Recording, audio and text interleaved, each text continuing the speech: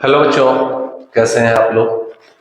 जैसा कि मैंने अपने लास्ट वीडियो में बताया था कि जेईई मेंस के बारे में 100 आउट ऑफ 100 कैसे सिक्योर करें, और उसके लिए मैंने आपको सजेस्ट किया था कि आप एससी वर्मा बुक जो है उसको अच्छे से सॉल्व कर ले अगर कॉन्सेप्ट ऑफ फिजिक्स, तो आपके मार्क्स अच्छे आ सकते हैं। ये मेरा अपना व्यक्तिगत अनुभव कहता है, जो मैंने अपने बच्चों के साथ पिछले कई सालों से एप्लीकेबल किया था। और इसी सीक्वेंस में मैंने आपसे उस वीडियो में प्रॉमिस भी किया था कि मैं इन बचे हुए 40 डेज में आपको एससी वर्मा के हर चैप्टर के कुछ सिलेक्टिव अच्छे अच्छे क्वेश्चंस कराऊंगा। तो today is my first day, उस कमिटमेंट के लिए मैं फिर से आ गया हूँ। और ये पहला दिन है जिसमें डे 1 के लिए मैं 12th का जो सिलेबस होता है उसका वेटेज कंप्लीटली 11 के सिलेबस से ज्यादा होता है। तो मैंने कोशिश की है कि 12th का सिलेबस ही पहले पढ़ाया जाए, यानी कि 12th में इलेक्ट्रिक फील्ड एंड पोटेंशियल से शुरुआत की जाए, फिर हम बैक लौट करके 11 के सिलेबस पे आ जाएगा, तो रिकॉल भी हो जाएगा आपका। तो let start day 1 target JEE Mains 2025 SC Verma series के नाम से मैं इसको चला रहा हूँ। आप हमारे वीडियो देख सकते हैं, लगभग मैं इसमें 30 से 40 वीडियो डालूंगा जो सिलेक्टिव हर चैप्टर से अच्छे अच्छे क्वेश्चन जो होंगे। मोस्टली कोशिश है, हमारी एससी वर्मा सीरीज है तो एससी वर्मा के सारे क्वेश्चन इसमें लिए जाएंगे। और अगर आपको किसी पर्टिकुलर चैप्टर का मैं क्वेश्चन बताता हूँ यहाँ पर, उसमें कोई ऐसा लगता है कि इस क्वेश्चन को और डालना चाहिए थे सीरीज में, तो आप मुझे एज ए कमेंट इसमें बता सकते हैं। तो चलिए स्टार्ट करते हैं। मैंने कुछ 10 से 11 क्वेश्चन सिलेक्ट किए हैं पहले चैप्टर में इलेक्ट्रिक फील्ड एंड पोटेंशियल में। तो चलिए उन पे निगाह मारते हैं। बहुत अच्छे अच्छे से क्वेश्चन है, एक दो क्वेश्चन ऐसे भी हैं जिनमें मैं आपको कॉन्सेप्ट भी समझा दूंगा और फटाफट एक एक मिनट में क्वेश्चन सॉल्व होते चलेंगे। तो चलिए स्टार्ट करते हैं। Day 1 electric field and potential की शुरुआत करते हैं। Let start electric field and potential. ये कुछ प्रॉब्लम्स मैंने लिए, आपको दिख रहे होंगे। ये सबसे पहले मैंने प्रॉब्लम नंबर 31 लिया है। आप देखिए प्रॉब्लम को, problem number 31। There are two particle A and B each having charge q are placed at a distance d apart. Where should a particle of charge q, small q, be placed on the line on the perpendicular bisector of AB so that it experiences maximum force? What is the magnitude of this maximum force? बहुत आसान सा problem है, तो चलिए शुरुआत करते हैं। Day 1 SC Verma. Exactly book का नाम कॉन्सेप्ट ऑफ फिजिक्स है, लेकिन सभी उसको एससी वर्मा के नाम से जानते हैं, उनके राइटर हैं। SC Verma series day 1। तो चलिए हम स्टार्ट करते हैं पहला question, question number 31। Question number 31 electric field and potential. Electric field and potential. Question number 31 फिर से एक बार इसको रीड कर लेते हैं। क्वेश्चन नंबर 31 क्या दिया हुआ है। दो पार्टिकल ए और बी, चार्ज कैपिटल क्यू है दोनों का, और एक दूसरे डी डिस्टेंस पर है। Where should a particle of charge small q placed on the perpendicular bisector of AB so that it experiences a maximum force? तो चलिए जो कह रहा है हम वो चेक कर लेते हैं। ये दो चार्ज पार्टिकल हैं ए एंड बी, दोनों में चार्ज कैपिटल क्यू है प्लस का, इनके बीच का डिस्टेंस डी है और इनके परपेंडिकुलर बाइसेक्टर लाइन है। ये पॉइंट ओ है, ये पॉइंट पी मान लेते हैं। यहाँ पे प्लस क्यू चार्ज रखा हुआ है। इस पे इसको किस डिस्टेंस पर रखें कि ये मैक्सिमम फोर्स फील करे। लिखा हुआ है where should a particle of charge small q placed on the line perpendicular bisector maximum force feel करे। What is the magnitude of this maximum force? तो मैक्सिमम फोर्स फील करे तो क्या होगा। तो देखिए अब हमें नहीं पता, ये डिस्टेंस मान लेते हैं x है, हमें निकालनी है, ठीक है। अगर आपको पता हो ये दो चार्ज पार्टिकल यहाँ पर रखे हुए हैं, तो इनके कारण पॉइंट P, इस पॉइंट को P मान लेते हैं और सारे प्लस हैं, तो देख सकते हैं this one and this one, इन दोनों से ही रिपल्सिव फील्ड आएगी। और वैसे इसका मैं कॉन्सेप्ट आपको बता दूं, एक शॉर्ट में इस प्रॉब्लम में, पहली प्रॉब्लम में रुकता हूं, इसका कॉन्सेप्ट बताता हूं। कहीं भी दो चार्ज पार्टिकल ऐसे दिए हो तो यहाँ पे इस पॉइंट P पर इलेक्ट्रिक फील्ड जो होगी वो डिपेंड करता है, ये दोनों पॉजिटिव है तो रिपल्सिव फील्ड होगी, इट मींस ओपी लाइन की ओर होगी, और दोनों निगेटिव होते हैं तो ये अट्रैक्टिव फील्ड होती है। तो ए की वैल्यू होगी K sigma q on base into sigma q on base, अभी मैं इसका सीक्वेंस बताऊंगा, into small q into x upon x square plus d by two whole square की पावर 3/2। ये यहां पे इलेक्ट्रिक फील्ड होगी। एज पर मैं आपको बता दूं के कांस्टेंट है, सिग्मा क्यू का मतलब ये बेस, इसको मैंने ऐसा मान लिया दो नीचे रखे हुए एक ऊपर रखा हुआ है, तो ये बेस में दो पार्टिकल है, तो ये दोनों का सम 2q, यहाँ पे 2q होगा। और तीसरा इलेक्ट्रिक फील्ड निकालने, सॉरी फॉर दैट, मैंने फोर्स का फॉर्मूला लिख दिया। ठीक, अब यहाँ कॉमन सेंटर, इन दोनों कॉमन सेंटर से x डिस्टेंस पर निकालनी, तो ये x डिस्टेंस लिखी हुई है। ठीक है, और इसके साथ साथ सेम x डिस्टेंस जो ये थी वो यहाँ लिखी है स्क्वायर, प्लस एक कॉमन सेंटर हो जहां से परपेंडिकुलर बाइसेक्टर लाइन गई, वहां से दोनों पार्टिकल की डिस्टेंस सेम होगी, and this distance is d/2 and d/2। तो ये d/2 का स्क्वायर, इट मींस x का स्क्वायर प्लस कॉमन सेंटर से डिस्टेंस का स्क्वायर की होल पावर 3/2। ये इलेक्ट्रिक फील्ड का फॉर्मूला ऐसे आप डायरेक्टली लिख सकते हैं सिमेट्रिकल डिस्ट्रीब्यूशन के लिए। अगर मैं आपको बताऊं ऐसे आप इसमें भी एक फॉर्मूला लिख सकते हैं। सपोज ये एक एल साइड का इक्विलेटरल एंगल है ए बी सी, यहां सारे प्लस के कैपिटल क्यू रखे थे, इनका कॉमन ज्योमेट्रिकल सेंटर होगा ओ, साइड लेंथ इसकी एल है। अब यहां से कोई एक परपेंडिकुलर लाइन चली जाए एक्स डिस्टेंस पर, पॉइंट पी है। यहाँ पे इलेक्ट्रिक फील्ड देखो तो ये तीनों बेस में तीन, 1 2 3 ये ग्राउंड पे रखे हुए, कॉमन सेंटर से परपेंडिकुलर टू द प्लेन एक लाइन जाती है एक्स डिस्टेंस में, पॉइंट पी पड़ता है। तो क्यों तीनों बेस में रखे पॉजिटिव है, तो नेट फील्ड अवे होगी पॉइंट पी पर। और ये फॉर्मूला सीधे, क्योंकि all the corner occupied with the identical charges and the distance are identical, इसी के लिए वैलिड, कोई डिफरेंट हो जाएगा तो ये कॉन्सेप्ट वैलिड नहीं होगा। ठीक है, तो यहाँ पे ए की वैल्यू आएगी के 3 capital Q into x upon x square plus L/√3 square whole power 3/2। अब आप कहेंगे ये कैसे लिख दिया हमने, सेम फॉर्मूला के, अब बेस में रखे तीन चार्ज है 3q, x कॉमन सेंटर से perpendicular distance upon same x square plus common centre से हर एक कॉर्नर तक की डिस्टेंस, और अगर साइड लेंथ l है तो OA OB एंड OC, ये डिस्टेंस L/√3 होती है ट्रायंगल में, इनका स्क्वायर की होल पावर 3/2। अगर ये स्क्वायर होता तब क्या होता,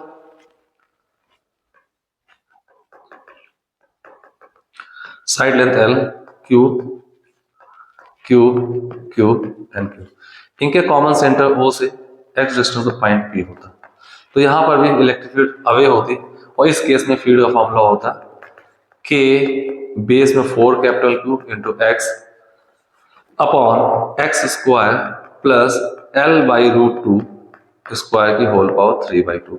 ऐसे आप रेगुलर पेंटागन, रेगुलर हेक्सागन किसी में भी इस फॉर्मूले का यूज कर सकते हैं। एंड इवन दो आपको पता है कि रिंग जो होता है ये भी इनफाइनाइट साइड का रेगुलर पॉलीगॉन माना जाता है, तो रिंग से इलेक्ट्रिक फील्ड भी हम इसी फॉर्मूले के इसी सीक्वेंस से लिख सकते हैं। ठीक है, तो चलिए हम आते हैं अपने प्रॉब्लम के सोल्यूशन पे। हमने जो प्रॉब्लम ले रखी है उसमें बात कर लेते हैं। तो आप यहाँ देख सकते हैं इसमें जो फोर्स आएगा, force on this small Q, electric field direction इस डायरेक्शन पे हो जाएगी, ये वो होगा Q इंटू ई। Q आपके पास Q है, इलेक्ट्रिक फील्ड जो होगी K 2 capital Q into x upon x square plus D/2 whole square power 3/2।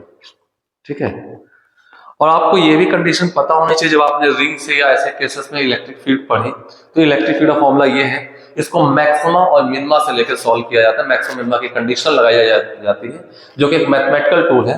तो आपको पता होना चाहिए कॉमन सेंटर से ये जो भी डिस्टेंस आई है, एक्स की वैल्यू इस डिस्टेंस का 1/√2 टाइम्स होनी चाहिए। अगर 1/√2 टाइम्स होती है फोर्स मैक्स होता है, यानी कि फील्ड भी मैक्स होती है।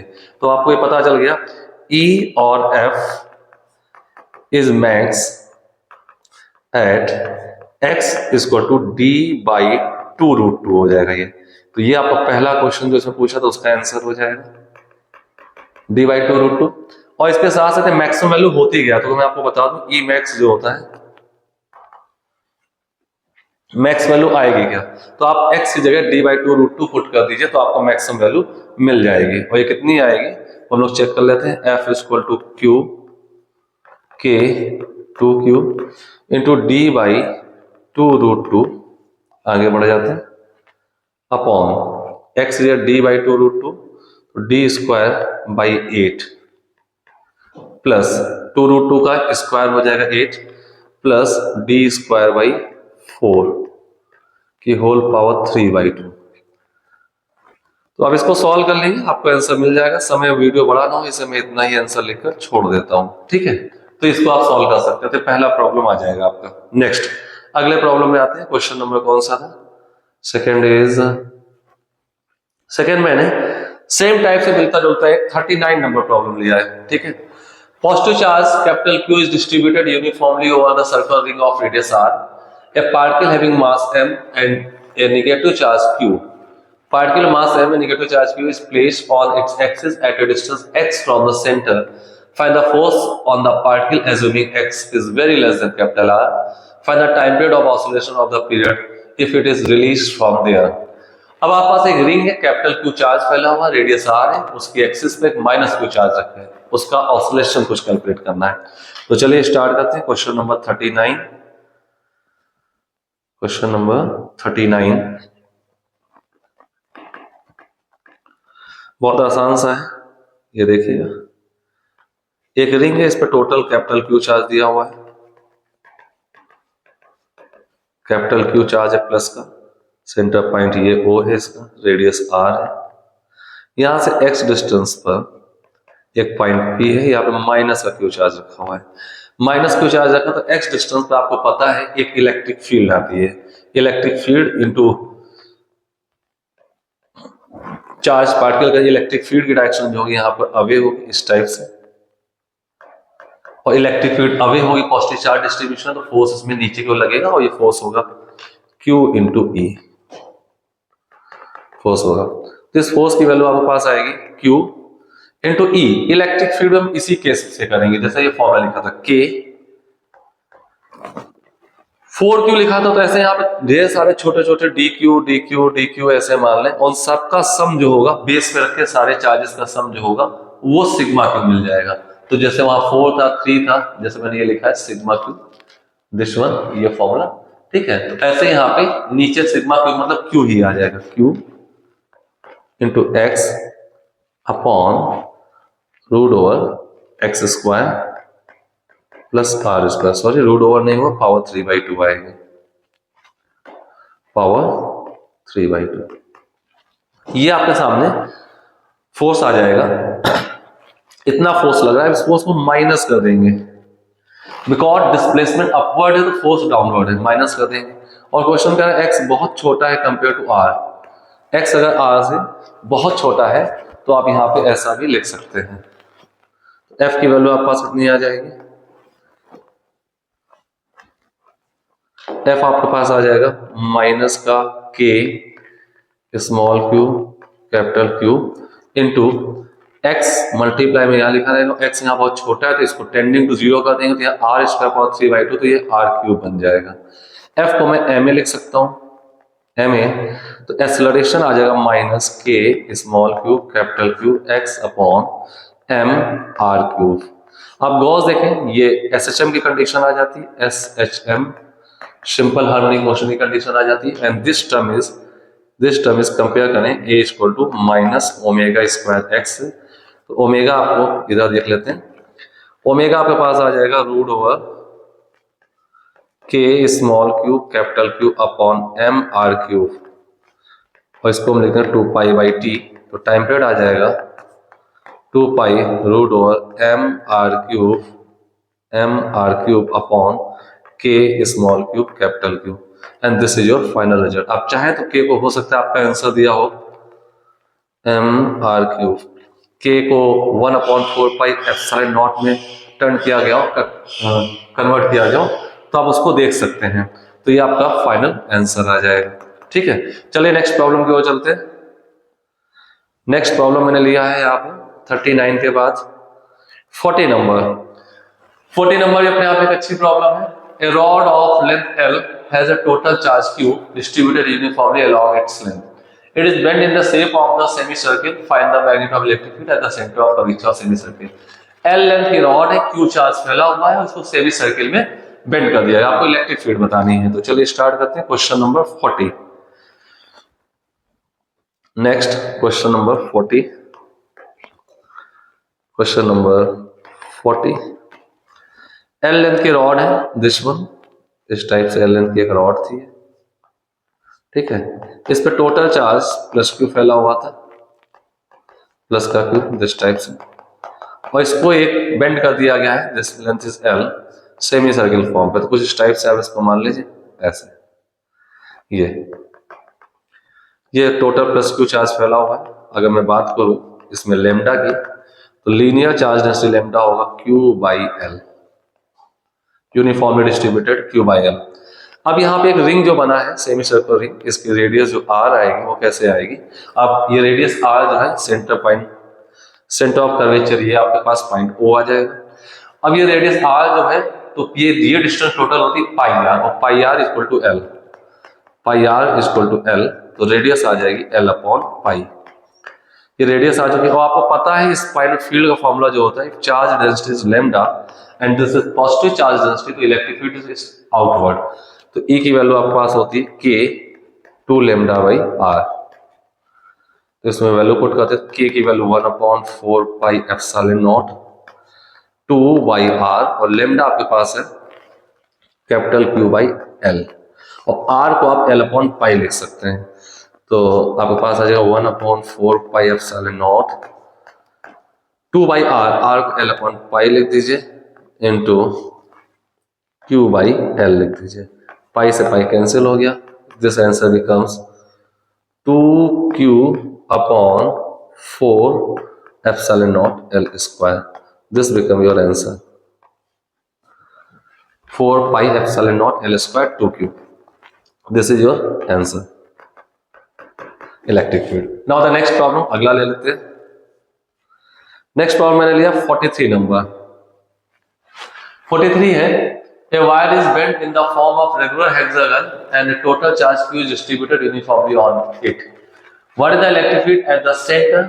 You may answer this part without making any numerical calculation. Yes, बहुत अच्छा क्वेश्चन है। आप खुद सोचिए कि एक वायर है, उसको एक रेगुलर हेक्सागन में टर्न कर दिया, यूनिफॉर्मली चार्ज था, तो उसके ज्योमेट्रिकल सेंटर पे फील्ड क्या होगी? तो जैसा कि मैंने आपसे बताया, और ये बिना किसी कैलकुलेशन से बताना, 42 कॉन्सेप्चुअल क्वेश्चन है। 44 क्वेश्चन नंबर 44 कॉन्सेप्ट बेस्ड है, बेस्ड कॉन्सेप्ट बेस है। तो अगर आप देखें तो कॉन्सेप्ट बेस आप देखें तो जैसे मैंने यहाँ पे कुछ आपको ये प्रॉब्लम बताई है, इस प्रॉब्लम में अगर चार्ज, ये वाला चार्ज यहाँ सेंटर पे होता तो भी नेट फोर्स 0 था, कॉर्नर्स इसके आइडेंटिकली ऑक्युपाइड थे प्लस क्यू से। अगर ये चार्ज जो यहाँ पे मैंने कहा वो O पर होता तो ये इलेक्ट्रिक फील्ड 0 का रीजन है, फोर्स भी 0 होगा। अगर स्क्वायर के सेंटर पे होता है, यहाँ पे नेट फोर्स या फील्ड 0 होती है। ऐसे ही कोई यूनिफॉर्मली चार्ज वायर अगर आप उसको बेंड कर देते हैं हेक्सागन के फॉर्म पे, यूनिफॉर्मली चार्ज वायर है, ऐसे कुछ हेक्सागन के फॉर्म पे आप उसको बेंड करते हैं दिस टाइप से, तो आप देखेंगे यहां पर किसी एक पर्टिकुलर केस में आप देख लीजिए, दिस वन, एक particular A B C D E F, ये एक सर्टेन अमाउंट ऑफ चार्ज होगा, हैविंग चार्ज डेंसिटी समथिंग, कुछ डिस्टेंस होगी, ये पॉइंट O पर ऐसे एक फील्ड बनाएगा। सिमिलरली A, तो इसका फेसिंग अपोजिट जो लेंथ होगी ED, वो यहां पर एक दूसरी फील्ड बनाएगी और न्यूमेरिकली इक्वल होगी, and that is this is EAB and this is EED।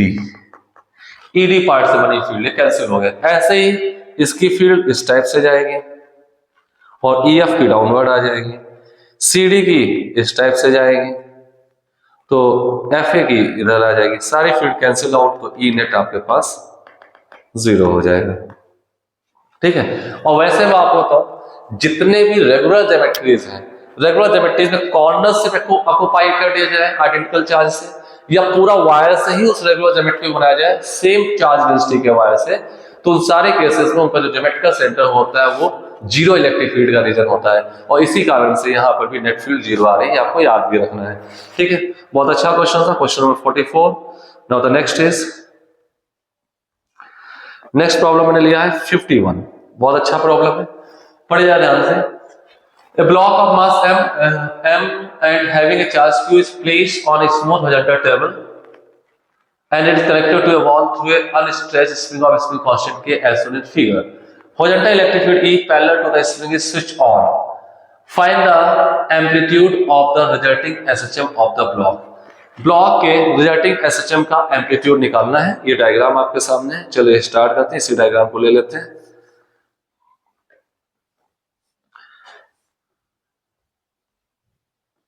Next, this was question number 51। Question number 51 लिख लेता हूं, क्वेश्चन नंबर 51 स्टार्ट करते हैं। क्वेश्चन नंबर 51 बहुत अच्छा प्रॉब्लम है। दिस वाज ए स्प्रिंग, अभी ये ब्लॉक अपनी नेचुरल लेंथ में रखा हुआ है, यहां से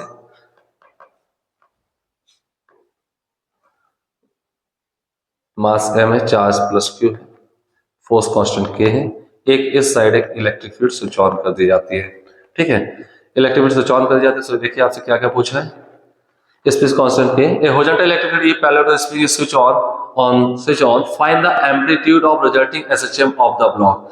resulting SHM of the block का एम्पलीट्यूड निकालना है। बहुत आसान सा क्वेश्चन, अगर आपने लॉज ऑफ मोशन पढ़ा हो या वर्क ऑफ एनर्जी पढ़ा हो तो आप ध्यान दीजिएगा। ये ब्लॉक ऐसे है, अभी यहाँ पर है, तो अगर मैं इसको छोड़ दूं, इस पे ग्रेविटेशनल फोर्स लगना शुरू हो जाएगा, F = mg। ये mg लगना शुरू हुआ तो ये इसकी NL है, NL मतलब नेचुरल लेंथ है। इसके बाद ये कहीं ना कहीं जाकर के यहाँ पर ये बैलेंस होगा, जहां बैलेंस होगा वो मीन पोजीशन कहलाएगी इसकी, और ये जितना बैलेंस होगा ये x0 डिस्टेंस है, तो यहाँ पे mg और kx0 बैलेंस होंगे, और ये मीन पोजीशन है। इतने दूर नीचे और जाकर ये फिर से रेस्ट पर आएगा, सेम x0 डिस्टेंस जाकर के, और इसकी mean position through x0 distance पे एम्पलीट्यूड ही इसका ये कहलाएगा, और इतने पे इसकी मोशन शुरू हो जाएगी। तो जो काम यहाँ पर mg फोर्स कर रहा है, mg देखें यहां से यहां तक आके mg और kx0 बैलेंस में, तो मीन पोजीशन SHM में मीन पोजीशन मतलब होता है नेट फोर्स जीरो होना। जिस समय यहाँ इसको छोड़ा गया था, स्प्रिंग अपनी NL मतलब नेचुरल लेंथ पे थी, और यहां पर आकर के इसमें फोर्स बैलेंस हो रहे हैं। तो कई बार ऐसा होता है हॉरिजॉन्टल स्प्रिंग केस में, नेचुरल पोजीशन और अगर कोई एक्सटर्नल फोर्स नहीं लग रहा और मीन पोजीशन सेम होती है, बट यहाँ पे नेचुरल लेंथ अलग है, मीन पोजीशन अलग है। यहाँ पे इसमें कुछ इलॉन्गेटेड है, जितना फोर्स लग के जितना डिस्टेंस ट्रेवल करके इलॉन्गेट हुई है, मैक्सिमम स्पीड गेन की है, दोनों फोर्स बैलेंस हुए, सेम डिस्टेंस जाके रिटार्ड होगी under the action of same type of forces, और उतनी दूर जाके रुक जाएगी। तो ये दोनों बाउंड्री लाइन है जिनके बीच में ऑसिलेशन चल रहा है, बीच में मीन पोजीशन आएगी, तो मीन से किसी एक एक्सट्रीम तक की जो डिस्टेंस है उसी को एम्पलीट्यूड कहते हैं a x0। और आप देखें x0 कैसे आएगा, mg = kx0, तो x0 = mg/k, ये इसका एम्पलीट्यूड आ चुका है। सिमिलरली जो काम यहाँ वर्टिकल पोजीशन में mg कर रहा है, वही सेम वर्क इसमें चार्ज होने से सेम वर्क यहाँ पर एक फोर्स लग जाएगा QE, इलेक्ट्रोस्टैटिक फोर्स, वो इस पे वर्क करेगा। तो mg को हम QE से रिप्लेस कर दो, तो x0 जो आपके पास आया वही a होगा, एम्पलीट्यूड वो QE/m हो जाएगा।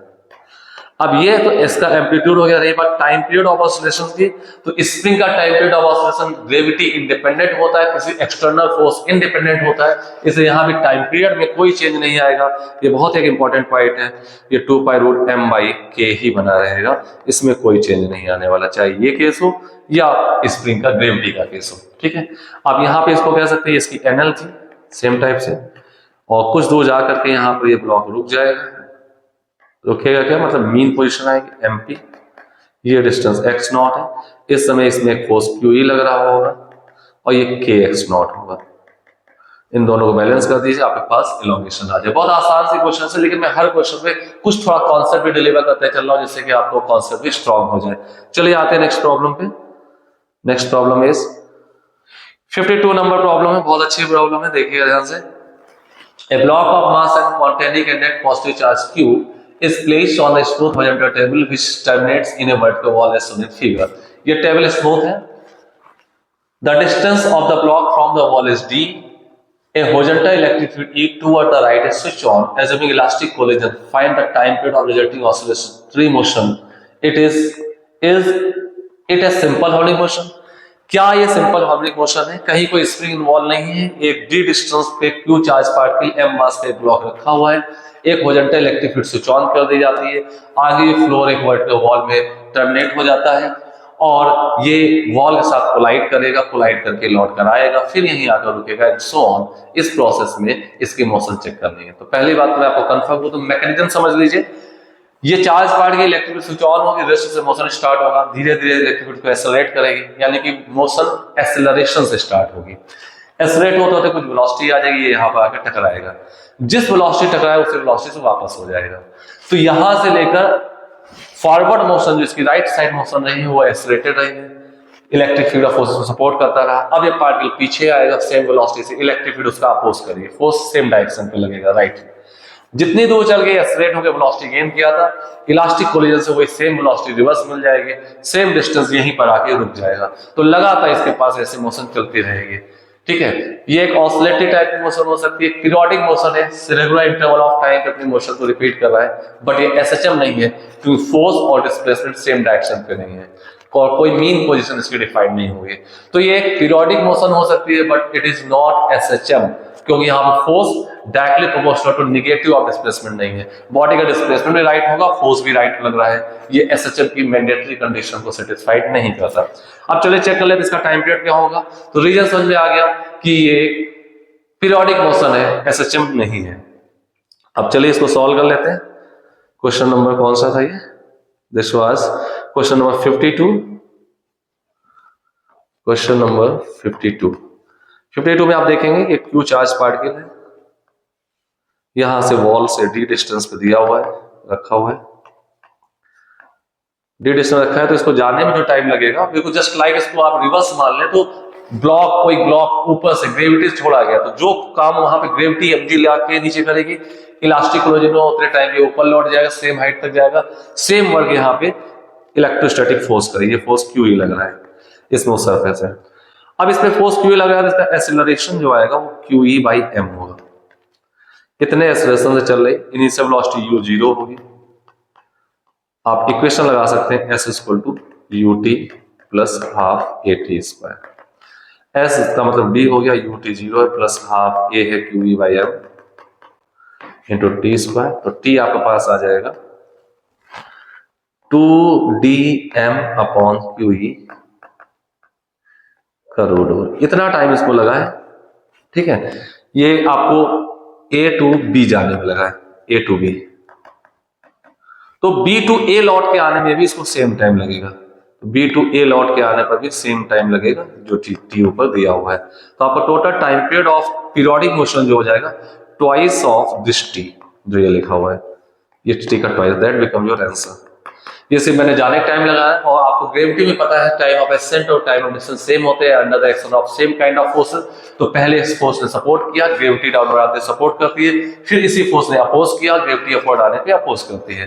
तो time of accent time of distance same होते हैं, इसलिए ये आंसर भी आपका डबल ऑफ स्मॉल टी हो जाएगा। चलिए आते हैं नेक्स्ट प्रॉब्लम पे।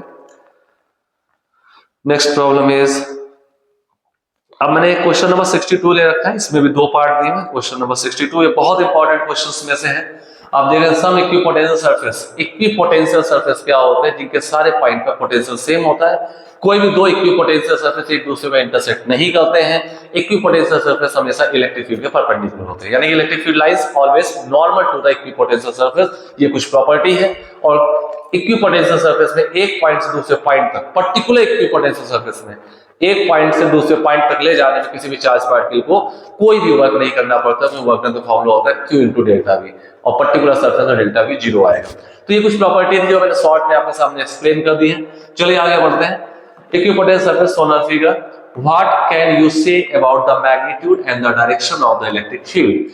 Magnitude and direction of electric field बहुत अच्छा क्वेश्चन है। तो देखिए 10, 20, 30, 40 के कोऑर्डिनेट्स पे गुजर रहा है और 10 वोल्ट, 20 वोल्ट, 30 वोल्ट, 40 वोल्ट है। तो चलिए हम चेक कर लेते हैं, इस डायग्राम को बनाते हैं अपने पास।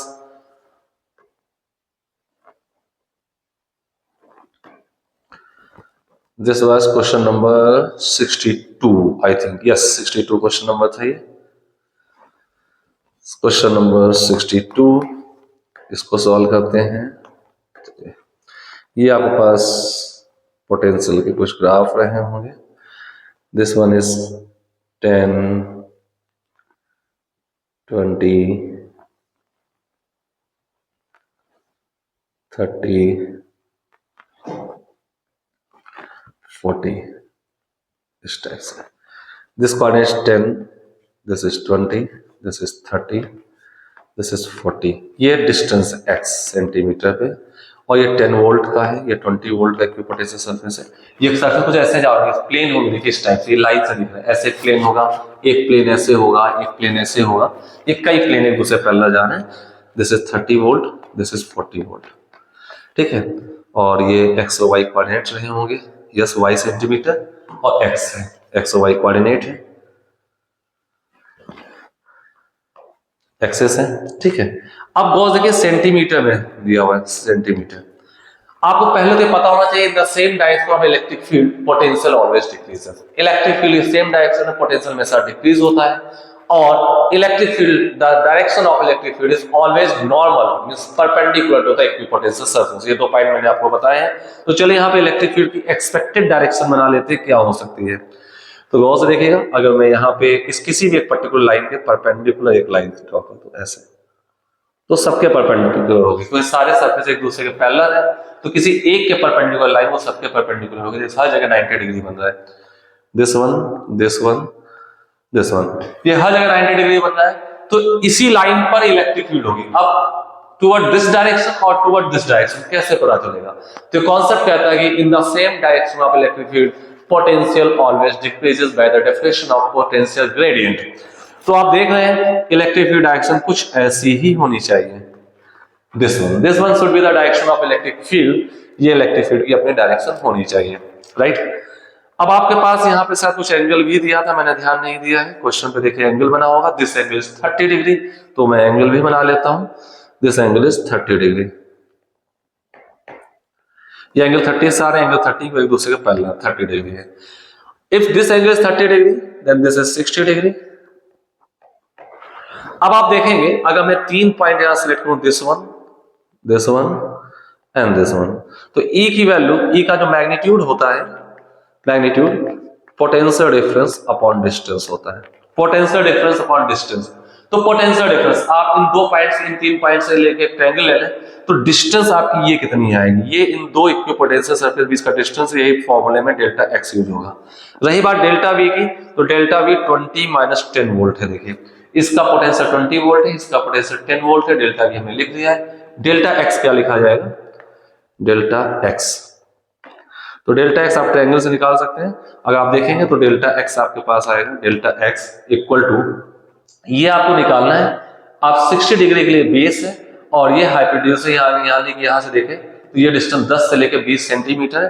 तो this one distance is, this one is 10 centimetre, 10 coordinate से 20 का कोऑर्डिनेट है। तो x upon 10, x upon 10 base upon hypotenuse आपके पास क्या है, cos 60। तो x by 10 equal to cos 60, base upon hypotenuse cos 60। cos 60 होता है 1/2, तो डेल्टा x आ जाएगा 10 into 1/2 equal to 5 centimetre. 5 centimetre है तो 5 इंटू 10 टू पावर -2। तो इलेक्ट्रिक फील्ड का मैग्नीट्यूड आपके पास आ जाएगा 20 - 10, 10 upon 5 into 10 to power 2। It means 200 newton per coulomb. ये इलेक्ट्रिक फील्ड का मैग्नीट्यूड आ जाएगा। अगर आप इलेक्ट्रिक फील्ड का वेक्टर लिखना चाहते हैं, this one is the magnitude of electric field, potential difference 20 - 10, distance between them, perpendicular distance between two equipotential surface यहाँ यूज होती है, दैट इज 5 सेंटीमीटर, मीटर में कन्वर्ट कर दिया, सॉल्व कर दिया है। इलेक्ट्रिक फील्ड का मैग्नीट्यूड 200 न्यूटन पर कूलॉम है। अगर आप इसको वेक्टर बनाना चाहते हैं तो भी आप बना सकते हैं, डायग्राम में देख लीजिए। This is 30, this is 90, then this is 30 degree. तो ये कंप्लीट आएगा E cos 30, cos 30 होता है √3/2, and this one is E sin 30, और sin 30 होता है 1/2। तो आप पास इलेक्ट्रिक फील्ड का वेक्टर आ जाएगा, x में माइनस में आएगा, x में माइनस में आएगा, E की वैल्यू 200 √3/2, इट मींस माइनस का 100 √3 बचेगा आई कैप, और प्लस का ये हो जाएगा E/2, E/2 यानी 100, 200 का 2 100 जे कैप न्यूटन पर coulomb, that become your answer. ठीक है, इसी का एक पार्ट और भी है, वो आपको खुद करना है। एक बार कमेंट करके मुझे बताएं आपसे पार्ट इसी कॉन्सेप्ट से हुआ या नहीं। इसको एक बार ट्राई योरसेल्फ। तो ये क्वेश्चन आपके पास है TYS में है। सेकंड पार्ट में लिख देता हूं यहाँ पे ट्राई योरसेल्फ। सेकंड पार्ट इसका TYS, एंड कमेंट में मुझे बताएं आप सीख पाए हैं या नहीं। कमेंट, डू कमेंट, कमेंट करना है आपको यहाँ पर। सेकंड पार्ट इसका जो डायग्राम में दिया है वो आपको खुद करके दिखाना है। नाउ द नेक्स्ट क्वेश्चन पे आते हैं, कुछ और मैंने सेलेक्ट किए। क्वेश्चन नंबर 68 क्वेश्चन पढ़िए, बहुत अच्छा क्वेश्चन है। Two identical particles each having charge this coulomb and mass 10 grams are kept at a separation of 10 centimeter then released. What would be the speed of particle when the separation become large? दो identical charge particle हैं जिनका सबका charge जो है 2 × 10⁴ coulomb है, मास 10 ग्राम है, एक दूसरे से 10 सेंटीमीटर सेपरेशन रखे हैं। What will be the speed of the particle when separation becomes large? जब इनके बीच का सेपरेशन लार्ज हो जाएगा। तो बहुत अच्छा प्रॉब्लम है। It is a kind of application of conservation of energy. This was question number 68 number question है, क्वेश्चन नंबर 68। चलिए स्टार्ट करते हैं। ये दो चार्ज पार्टिकल है, मैं पहले इसका कॉन्सेप्ट बता दूं। दूसरा ये चार्ज पार्टिकल है, सपोज चार्ज क्यू है, मास इसका भी है, मास इसका भी है, एक दूसरे से r डिस्टेंस पर बैठे हैं। अब ये एक दूसरे से r डिस्टेंस पर बैठे हैं, तो इनके इस सिस्टम की एक पोटेंशियल एनर्जी होगी इनिशियली। तो सिस्टम में टोटल इनिशियल एनर्जी जो होगी वो kinetic initial plus potential initial. ये रेस्ट से छोड़ेगा तो काइनेटिक इनिशियल इनकी 0 होगी, पोटेंशियल हो जाएगी K Q1 Q2 miss Q²/R। ये इनके पास सिस्टम में इनिशियल पोटेंशियल है। जब ये फ्री रिलीज कर दिए जाएंगे, एक दूसरे को रिपल कर रहे हैं, ये बहुत दूर चले जाएंगे। जब ये बहुत दूर चले जाएंगे तो एक दूसरे के अट्रैक्शन से फ्री हो जाएंगे। ये प्लस Q A, और ये एक दूसरे से इनफाइनाइट डिस्टेंस पर दूसरा प्लस Q। इसके पास भी एक स्पीड v होगी, इसके पास भी एक स्पीड v होगी, और दोनों स्पीड सेम होंगे। मैं श्योर होकर कह सकता हूं। क्यों श्योर कह सकता हूं? उसके पीछे रीजन है, क्योंकि सिस्टम में इनिशियल मोमेंटम 0 था, दोनों रेस्ट पे थे, इनिशियल मोमेंटम 0 था, और फाइनली भी इनके पास मोमेंटम 0 होना चाहिए कि मोमेंटम कंजर्वेशन लागू हुआ, कोई एक्सटर्नल फोर्स नहीं लग रहा। इलेक्ट्रोस्टैटिक फोर्स इंटरनल फोर्स है, चाहे इनवर्ड हो चाहे आउटवर्ड हो, तो कोई एक्सटर्नल फोर्स नहीं लग रहा है, इससे मोमेंटम कंजर्व होगा। दोनों के आइडेंटिकल मास भी हैं, तो जितना मास इसका है सेम मास इसका भी है, तो उसके पास जो पॉजिटिव मोमेंटम आएगा उतना ही इसके पास नेगेटिव आना चाहिए। तो आइडेंटिकल बॉडीज के केस में अगर दोनों एक ही लाइन में चल रही हैं तो मोमेंटम कंजर्व करने की स्पीड भी सेम होनी चाहिए, अपोजिट डायरेक्शन में होने के कारण।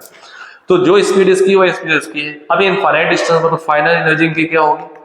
कुल मिलाकर ये कह सकते हैं जो इनिशियल पोटेंशियल थी काइनेटिक नहीं थी, तो फाइनली वही पोटेंशियल जो है काइनेटिक में कन्वर्ट हो जाएगी, पोटेंशियल उनकी खत्म हो जाएगी। तो फाइनल देखें तो final kinetic plus final potential, तो फाइनल काइनेटिक आएगी एक ब्लॉक की हाफ mv² प्लस पोटेंशियल हो जाएगी 0, क्योंकि K Q1 Q2/R, R है इनफाइनाइट लॉन्ग डिस्टेंस, तो 1/इनफाइनाइट 0, तो ये आपके पास फाइनल एनर्जी है। तो कुल मिलाकर आपके पास रिजल्ट देखें तो आपके पास आ गया K Q²/R। हाँ, एक यहां मैंने मिस्टेक कर दी, मैंने एक पार्ट की लिखा, हमें दोनों पार्ट के लिखना है भाई। तो मल्टीप्लाइड बाई 2 का मल्टीप्लाई, देखिए मैं 2 का मल्टीप्लाई, एक पार्टिकल का वो एक पार्ट के लिए 2 का मल्टीप्लाई, यानी कुल मिला के mv² बन चुकी है। तो K Q²/R ये पहले की पोटेंशियल एनर्जी थी, इसको टू mv²। तो यहां से आप चेक कर लें v इक्वल कितनी आ जाएगी, K Q²/mr का रूट ओवर। अब आपके पास सारी वैल्यूज दी हुई है, क्वेश्चन में सॉल्व कर लीजिए। K 9 × 10⁹, Q दोनों का चार्ज दिया है, स्टैंडर्ड यूनिट कूलम में लिखिए, मास को किलोग्राम में बदलिए, डिस्टेंस को मीटर में चेंज करिए, solve and get your answer. तो ये एक सी टेक्निक है, बाकी मैं कैलकुलेशन करके अभी नहीं दिखाने जा रहा हूं। Now the next come to the next problem. ये भी अपने आप एक बहुत मजेदार प्रॉब्लम है। 3 charges are arranged on the vertex of a equilateral rectangular solid figure. Find the dipole moment of the combination. Combination का आपको डाइपोल मोमेंट निकालना है। बहुत अच्छी सी प्रॉब्लम है, चलिए स्टार्ट करते हैं। आप ध्यान से देख लीजिए, डी साइड लेंथ है 2Q minus Q 2Q minus Q। तो चलिए स्टार्ट करते हैं। क्वेश्चन नंबर कौन सा था? शायद आई थिंक 72 नंबर था। यस, मुझे याद है 72 number. Question number 72 3 identical charge particle आपके पास दिए कुछ इस टाइप से, इक्विलेटरल ट्रायंगल साइड में रखें। This is minus plus 2q, this is minus q minus q। एक ऐसा सिस्टम जहां पे नेट चार्ज जीरो हो, वहां एक डायपोल बनने की हमेशा से प्रोबेबिलिटी रही है। मैं साइड लेंथ को l मान लेता हूँ, आपके क्वेश्चन में d दी हुई है, कोई फर्क नहीं पड़ता है। ये इक्विलेटरल के क्वांटम रखें, इनके नेमिंग कर देता हूँ a b and c, ठीक है। अब इनके बीच का एंगल 60 डिग्री होगा, ये आपको पता है। तो देखिए यहाँ पे इसको जुगाड़ मेथड से कैसे सेट करते हैं, टेक्निकल मेथड होता है, जरा ध्यान से देखिएगा। हम इस 2q को क्या करते हैं, यहाँ से गायब कर देते हैं। 2q को मैंने यहाँ से हटा दिया, ध्यान से देखिए 2q मैं हटा दे रहा हूँ, और इसको मैं क्या करता हूँ, यहाँ पे दो जगह बार प्लस क्यू और प्लस क्यू रख देता हूँ। तो ध्यान दीजिए, रखने से क्या फायदा होगा, एक प्लस क्यू मैंने ये रख दिया, एक प्लस क्यू ये रख दिया। अब गॉस देखें, दिस वन, ये दोनों प्लस क्यू और एक माइनस क्यू मिला के एक डायपोल बना देंगे, और ये दोनों मिला करके एक डायपोल बना देंगे। अब गॉस देखें, डायपोल मोमेंट की डायरेक्शन जो होती है माइनस से प्लस की ओर होती है। तो एक आपके पास ये डायपोल आ जाएगा, इसको मैं दूसरे कलर से दिखाता हूं। दिस वन देखिएगा, एक डायपोल तो ये आ जाएगा, ये डायपोल होगा P1 PAB, ए और बी के कारण एक डायपोल मोमेंट आया है, ए और बी पे के कारण एक डायपोल मोमेंट आया हुआ है PAB। इसकी वैल्यू जो होगी Q इंटू इनके बीच का डिस्टेंस, इनके बीच का डिस्टेंस आपका कितना है, L है, ये आ गया। अब ये प्लस और ये माइनस मिला के एक डायपोल मोमेंट बना रहे हैं, तो इनकी डायरेक्शन में माइनस से प्लस की ओर होगी। इसको किसी और डायरेक्शन से दिखा देता हूं, इसकी डायरेक्शन ऐसे कुछ आएगी, दिस वन।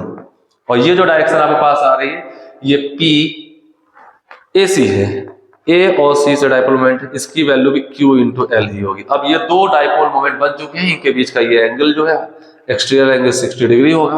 और आपको पता है जब दो वेक्टर एक दूसरे से 60 डिग्री पर होते हैं, मैं PAB को ऊपर लिख देता हूं, जैसे यहाँ पे इसका रिजल्टेंट दिखा सकूं, PAB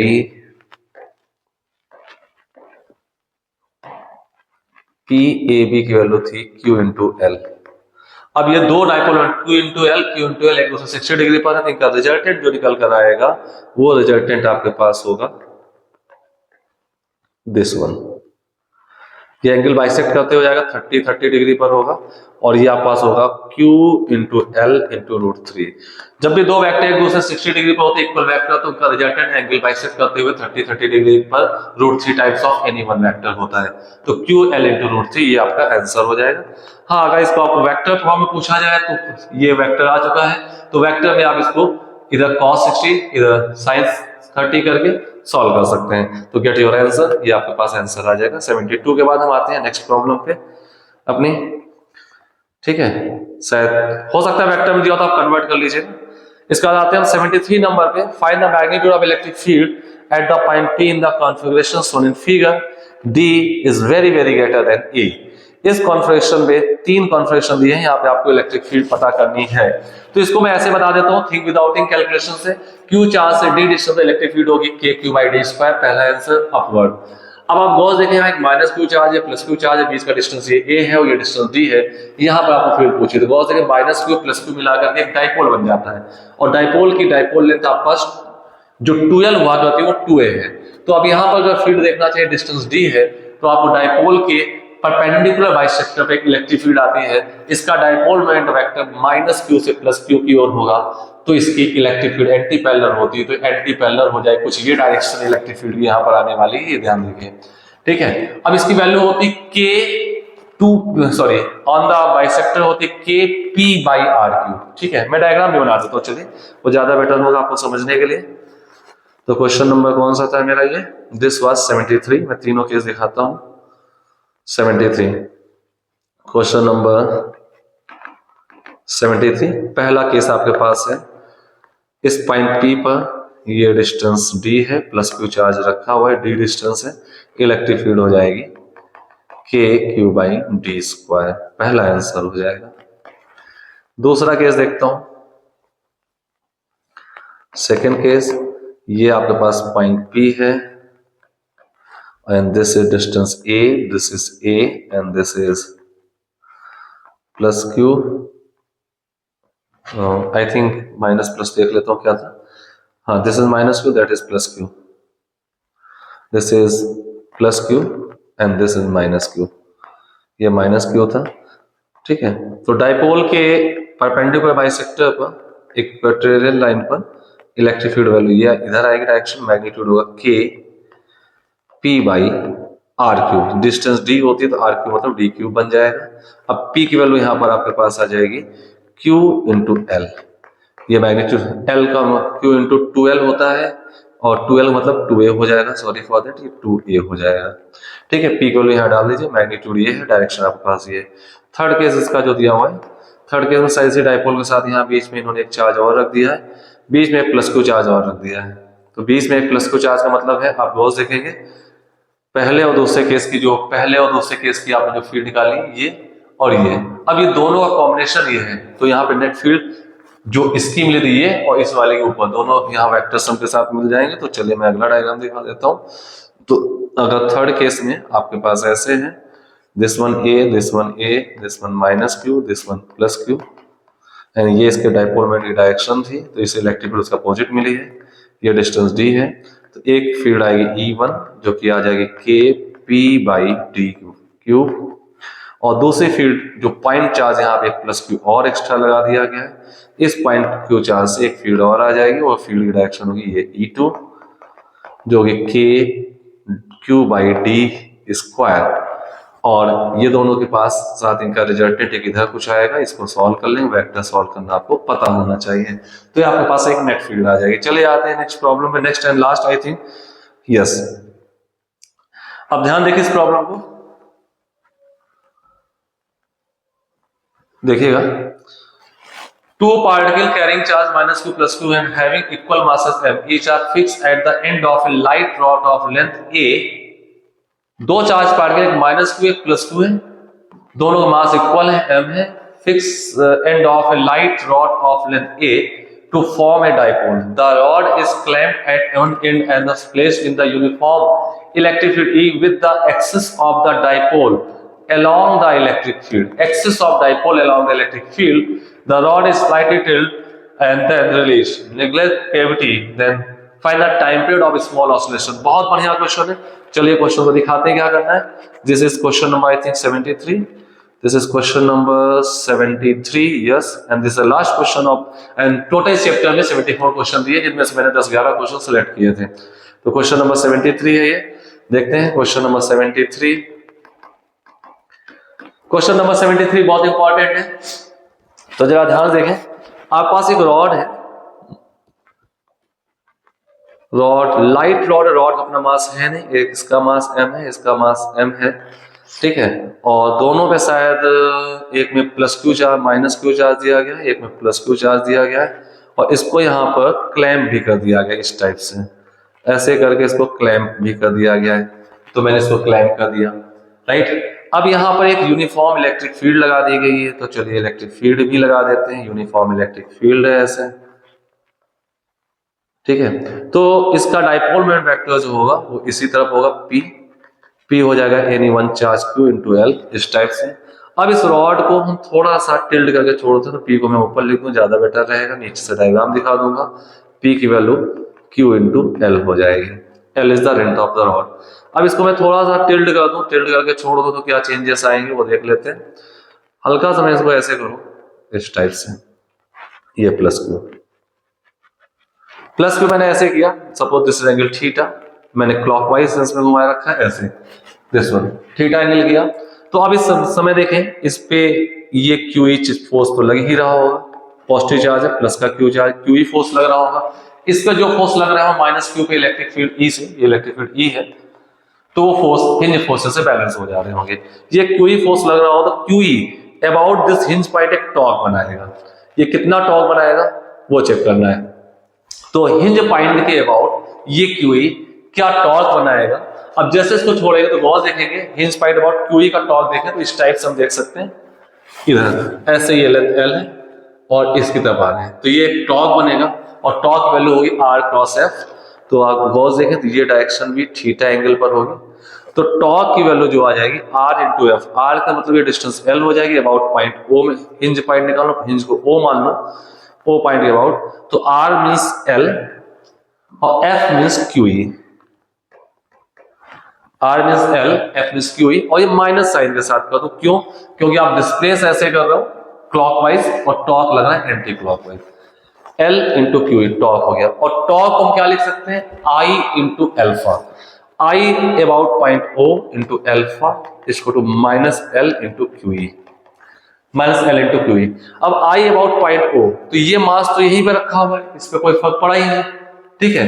अब यहाँ पर गौर से देखें इस पॉइंट पर, तो यहाँ पर आप देखें तो इसका I क्या होगा, इस पॉइंट का, इस मास का I होगा ml स्क्वायर, तो ml square into alpha is equal to minus L into Q.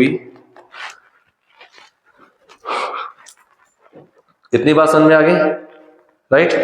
तो ml square into alpha is equal to minus L into q, right. ये आपके पास टॉक आ चुका है। अब यहां से एक एल से एल कैंसिल हो जाएगा, एल्फा आपके पास आएगा आर क्रॉस एल। एक चीज यहां गलत हो चुकी है, मैंने ध्यान ही नहीं दी, टॉक होता है आर क्रॉस एफ, तो एक साइन थीटा भी आएगा, सॉरी फॉर दैट, ये मिसिंग है यहाँ पे, sine theta and sine theta.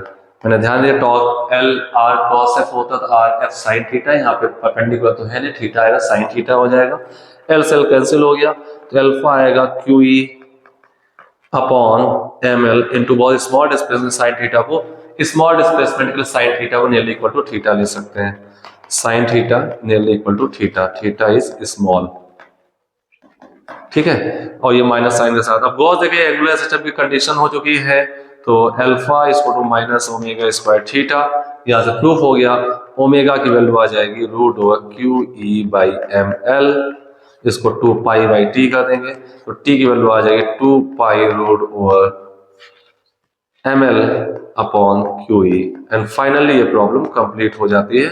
तो बच्चों मैंने ये आज अपना पहला क्लास पूरा कर दिया है, जिसमें मैंने 11 प्रॉब्लम टोटल ली है एससी वर्मा से, और ये एससी वर्मा की सीरीज आपकी जेईई मेंस 2025 जनवरी attempt up to 22nd of January 2025 तक जारी रहेगी। इसके बाद में मैं आगे कंटिन्यू करूंगा, लेकिन मैं एससी वर्मा के बहुत सिलेक्टिव और बहुत सारे क्वेश्चंस जिसमें आ जाए उनकी सीरीज लेके आ रहा हूं, तो जल्दी जल्दी अपने दोस्तों के साथ शेयर कर दीजिए। और अगर आपको इसमें कोई और प्रॉब्लम पूछना तो कमेंट करके बताएं, आपको विद इन 24 आवर्स उसका सॉल्यूशंस के कॉन्सेप्ट आपको मिल जाएंगे, और कंप्लीट एससी वर्मा की दोनों बुकों के 100% जो भी सिलेक्टिव क्वेश्चंस आते हैं जो इन 40 डेज में करा सकता हूं वो पूरे कराऊंगा। Okay, keep on watching, keep on learning, best wishes.